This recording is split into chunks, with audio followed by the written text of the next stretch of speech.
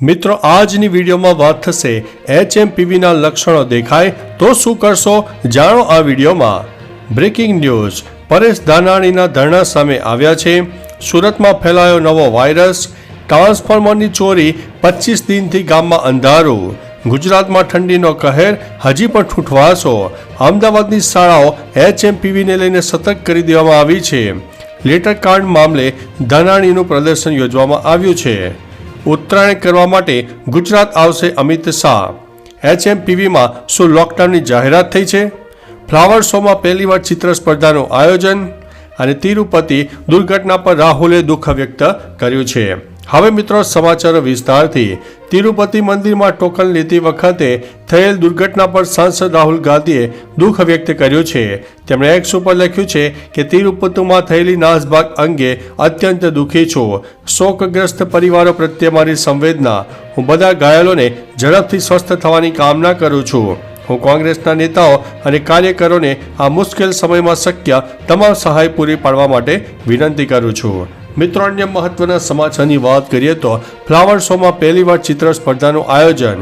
આ ચિત્ર સ્પર્ધામાં 700થી વધારે લોકોએ ભાગ લીધો, જેમાં CN college fine arts, IP mission school, Amrut Jyoti, Narol Gujarati school number 2, NID સહિતના વિવિધ સ્કૂલના બાળકોએ સ્કલ્પચર, ફૂલો પર ચિત્ર દોર્યા હતા।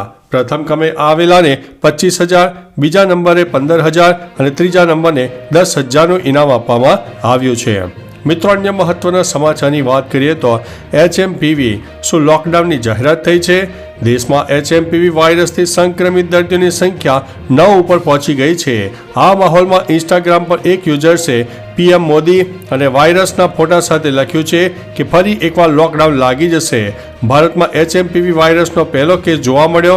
8 મહિનાના બાળકને ચેપ લાગ્યો। જો કે આવું કંઈ થવાનું નથી, કારણ કે WHO અને કેન્દ્રીય આરોગ્ય મંત્રાલયે પહેલેથી જ કહ્યું છે કે આ વાયરસ 2001થી હાજર છે અને ચિંતા કરવાની કોઈ વાત નથી। મિત્રો, અન્ય મહત્વના સમાચારની વાત કરીએ તો ઉત્તરાયણ કરવા ગુજરાત આવશે અમિત શાહ।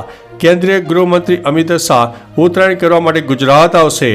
14, 15 અને 16 જાન્યુઆરી અમદાવાદ, ગાંધીનગર, માણસા કાર્યક્રમમાં હાજરી આપશે। મળતી માહિતી પ્રમાણે 14 જાન્યુઆરી રાણીપ, સાબરમતી, થલતેજમાં પતંગ ચગાવીને ઉત્તરાયણની ઉજવણી કરશે। 15મી જાન્યુઆરીએ કલોલમાં જાહેર કાર્યક્રમમાં હાજરી આપશે।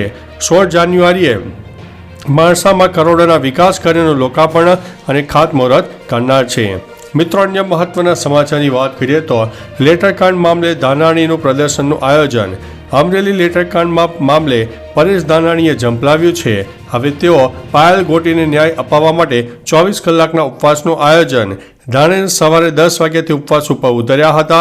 તેઓ રાજકમલ ચોકમાં ઉપવાસ કરવાની સાથે પ્રદર્શનનું પણ આયોજન હતું। ખાસ કે પાયલે મેડિકલ ચેકઅપ કરવાનો ઇનકાર કર્યો છે। ધાનાણી પાયલને મારવા મામલે SP સહિતના પોલીસકર્મી સામે DGPને ફરિયાદ પણ કરવાનું આયોજન છે।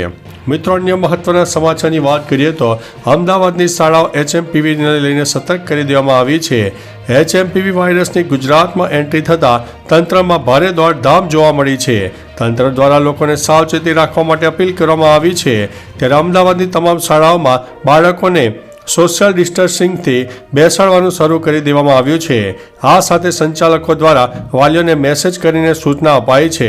બાળકોને શરદી, ખાંસી જેવા લક્ષણો દેખાય તો શાળાએ ન મોકલવું અને બાદમાં પરીક્ષા પણ આપી શકાશે। મિત્રો, અન્ય મહત્વના સમાચારની વાત કરીએ તો ગુજરાતમાં ઠંડીનો કહેર હજી પણ ઠૂઠવાશો। હવામાન વિભાગની આગાહી અનુસાર રાજ્યમાં ઠંડીનો કહેર હજુ પણ જોવા મળશે। આગામી દિવસોમાં હજુ પણ ઠંડી વધશે।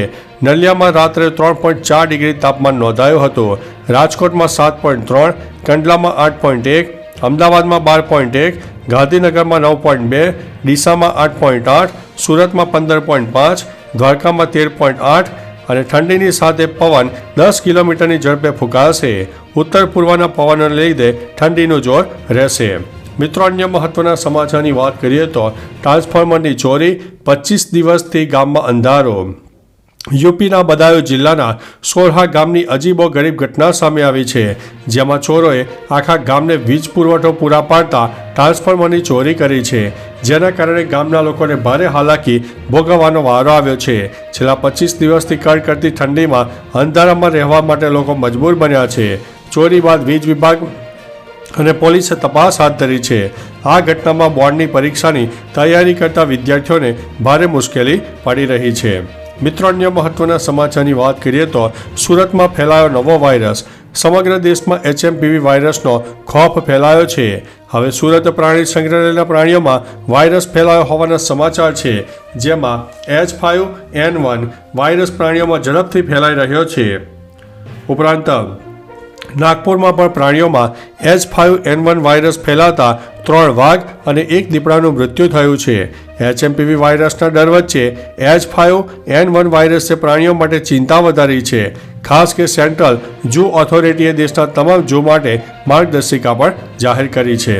મિત્રો, અન્ય મહત્વના સમાચારની વાત કરીએ તો પરેશ ધાનાણીના ધરણા. 24 કલાક માટે નારી સ્વાભિમાન આંદોલનની શરૂઆત કરીને પરેશ ધાનાણીએ ધરણાનો શુભારંભ કર્યો.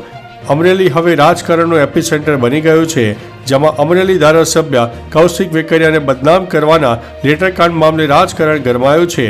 ધરણા પ્રદર્શનમાં ધાનાણીની સાથે પૂર્વ ધારાસભ્ય લલિત વસોયા અને કોંગ્રેસના નેતાઓ પણ જોડાયા હતા. પોલીસ બંદોબસ્ત ગોઠવી દેવાયો હતો. લેટરકાંડ મામલે હાઈકોર્ટમાં પિટિશન પણ દાખલ થઈ છે. મિત્રો, અન્ય મહત્વના સમાચારની વાત કરીએ તો HMPVના લક્ષણો દેખાય તો શું કરશો? ઉધરસ અથવા તો છીંક આવે ત્યારે મોઢું અને નાક રૂમાલ અને ટીશ્યુથી ઢાંકો. નિયમિત રીતે હાથ સાબુ અને પાણીથી ધોવા કે સેનિટાઈઝર વાપરો. ભીડભાડવાળા સ્થળોથી દૂર રહો અને ફ્લૂથી પીડિતથી અંતર રાખવો. તાવ, ઉધરસ કે છીંક આવે તો જાહેર સ્થળો પર જવાનું ટાળો. શ્વસનને લગતા લક્ષણો હોય તો ઘરમાં જ રહેવું. તો ચાલો મિત્રો, ફરીથી દેશ અને દુનિયાના સુપરફાસ્ટ સમાચાર લઈને મળતા રહીશો. ત્યાં સુધી અમને રજા આપશો. નમસ્તે.